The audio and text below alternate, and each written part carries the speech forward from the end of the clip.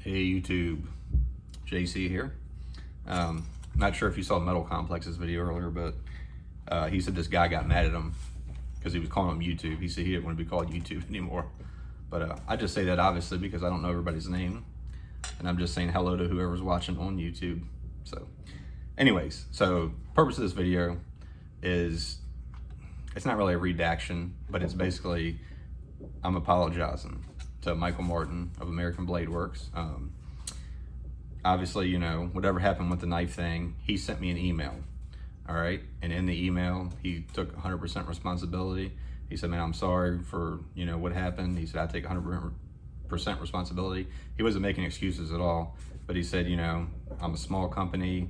It's just him and his wife, I guess, that run it. So he answers a bunch of emails, and it just, you know, he didn't exactly know, I guess, what I was saying. And the reason I'm apologizing is because I probably should have clarified. You know, I did explain what was going on with the knife, but I should have said, hey man, I should have just drawn out in the line instead of beating around the bush and say, man, I think you accidentally sent me, you know, not a new knife or whatever it was, and or I thought happened, and if you could just make me a new one, that's what would make things right. That's what I should have said. But I was kind of, you know, I didn't know how to really react because I never had that happen to me before, so I wasn't sure exactly what was going on, to be honest with you. And I had a bunch of people message me, and that's what I'm saying, you know, I had a bunch of people message me and say, man, this is a stand-up guy, and they couldn't believe it, you know, and just email him and he would make it right, I'm sure, and all that, you know.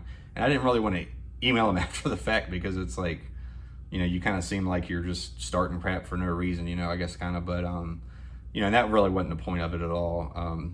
You know, it was just basically showing, the reason I put out the video was just showing what had happened to me, and I was kind of hoping that he would email me, and he did. And he asked me, he said, hey man, I don't have any of the version 1, but I have the version 2s. If I send you one, would that make things right? And I said, yes, absolutely, 100%. And I also too, in the email, I apologized to him. I said, hey man, it was probably a misunderstanding from me as well. I should have clarified it better. So to me, it's a stand-up guy. If you know, you've seen knife makers, they don't act like that usually. This guy's a stand-up guy. Obviously, he's a machinist. I mean, look at this knife. I mean, that thing is just beautiful. It's like I mean, look at the lines on it. It's just a work of art. You can tell he's a machinist by trade. But like I said, I don't know if you saw Neves Knives video. This was about a month ago. I'm not going to give the guy, not Neves Knives, but the guy that made the knife, I'm not going to give him any publicity because I thought it was kind of a D-bag thing to do.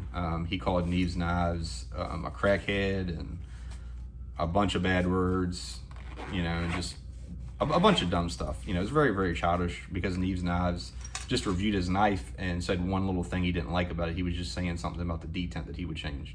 That's all he said. He didn't say a bunch of stuff about him, about the guy personally. Didn't even say he didn't like the knife. He said he liked the knife. He just wanted to make a couple changes to the detent. That's all. And this guy just kind of blew up and put it on social media and all this stuff, and it was crazy. He could have very well done that. You know, he could have done that to me. He could have sent me an email saying, screw you. He didn't do that. He just emailed me and said, hey man, I'm very sorry that this happened, and I'm gonna make it up. And that was it, dude. So I 100% think it was a misunderstanding, which it was, you know, especially since everybody that messaged me said that they've had a great interaction with this guy, and he's a stand-up guy. So hey, you know, take it for what it is. American Blade Works, buy with 100% confidence. So anyways, I told him though I would go ahead and review this knife, and that's what I'm going to do. So this is the version 2. The version 1, this is a liner lock. So the other one is a frame lock. So you can see right there, it's got a liner. The other one, this part where it locks up is the frame. That's the difference. And obviously he's got, it might be better if I can put the knife in front, not my hand, but it's got different lines on it. I love how it's got the lines that go on the milling on the blade. I've never seen anything like that. I don't know if you can really tell, but there you go. You see the lines on it? So it kind of all goes together. To me, I'm a car guy, so this kind of reminds me of like a 50s style Bel Air, like the lines, you know, it's got like the machine marks on it, you know, where the fin would go and all that, you know. So it's got a lot of cool little touches. It's got the American Blade Works right there. You're probably not gonna see with the light. It's got Made in USA on the pivot screw. It's a MagnaCut blade, so he's got that on there. He's got some really nice, and you can hear the action on this thing, but he's got some really nice chamfering up there. One little thing I would have probably done maybe, but that's just the way I grip it though. I would have probably put the chamfering maybe a notch or two higher also, you know, but that's just a nitpick really at that point. I mean, when you're cutting, I mean, you know, that's just for fine cutting stuff. I mean, if you're doing that, but it would probably take away from the looks of the knife too, but you know, I would have done that, but that's just me personally. I do like, I mean, I don't mind it not being a frame lock, to be honest with you. I like it being a liner lock because the problem is with a frame lock, if you put any pressure on it at all when you open it, it's not going to open smooth. So when I got this knife, first thing I did, I opened it a bunch of times, but I put a little bit of oil in it. So now that I've oiled it, to me, it just opens and closes beautifully. One thing Lefty was talking about yesterday in his video, the detent ball is a little far back. So when you close it, you kind of gotta, because it wants to push back on you. So once you get it past that spot though, it just pretty much falls shut. So, you know, it's got great action. Love the feel of the knife. Some people were saying it's heavy because it's over 4 ounces, but for the size of the knife and being titanium, it's not any heavier than anything else. I mean, my Hinder Jurassic's heavier than this. So I don't think it's that heavy, to be honest with you. I think it's about what it's supposed to be. There's some things he could have done to lighten it up, but when you have a knife this size that's titanium, you don't really want anything that's like super lightweight. You know what I mean? If I wanted to carry a lightweight titanium knife, I'll just carry one of my Atom or my Neutron. They're more of a thinner, light style titanium knife. So, you know, I like this knife. It's got a real thick top line. So, and I don't have a micrometer here to measure it, but you know, you can just take my word versus other knives. You know, it's thick enough to where you can put your finger on there and not slip off, is what I'm saying. Thick. It's not too thick. It's got a real slicey blade on it. Let me see, a little straight edge here. Yeah, it's a straight cut. So it's not a hollow grind, is what I'm saying. Couldn't think of that for a second. But the blade tension is actually perfect on this one. On the last one I got, and I think it was, like I said, it was an older model, I think is what it was. But it had a little bit of a thinner clip on it, but there we go, so you can see it. Clip has plenty of tension. I've been actually carrying it around in my pocket in the house, like pulling it in and out, and it's perfect. Like you could hear it just snap when it came out, so it's perfect in a pair of jeans. It's not too tight, but not too loose. And I like how he has that little notch out right here where you can go. Some of the, I don't know why some people do it, but they almost have it too flat right there. So you have to do it with 2 hands. This one you can pretty much slip in with 1 hand if you really want to. I like the little milling on the back of the titanium. Like I said, I really like the lines of this knife. I like the fact that it's MagnaCut. The more I open this knife, the better the action gets, in my opinion. The detent could be a little tighter, but sometimes when the detent's too tight, like I said, I have one of my Hinders, the detent seems a little tight on it, and it kind of hurts your finger to sit there and open it a bunch of times. This one, I'm not gonna lie, it has one of the nicest, smoothest flippers on it that I've ever seen, because the flipper is just very comfortable. It has chamfering right there, but it's smoothed over. And the way he did that, I mean, it's obviously tumbled, but the way he did that, it's like, and I know, you know, a bunch of people always complain about the Demco Shark Lock and stuff like that, how it hurts your finger.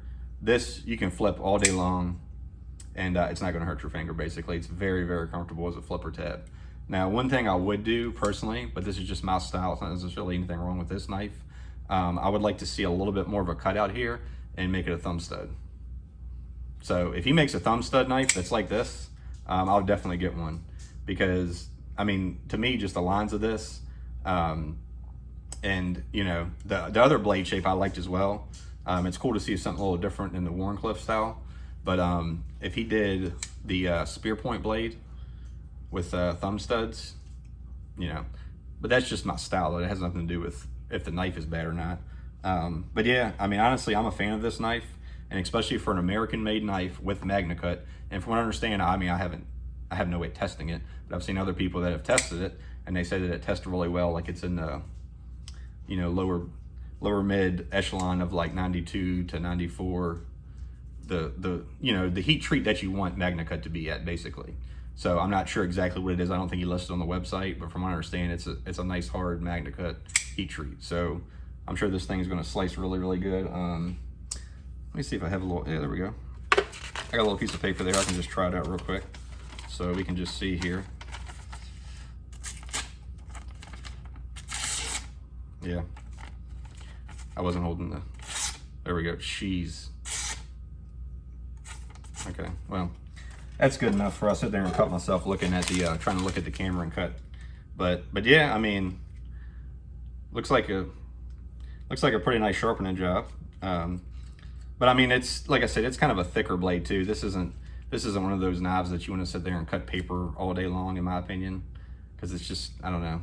It's not a real thin blade. It's thick enough to where you can use it for a utility blade and cut all kinds of stuff with it. But like I said, I'm very happy with the knife. I really like it. I would definitely recommend buying one.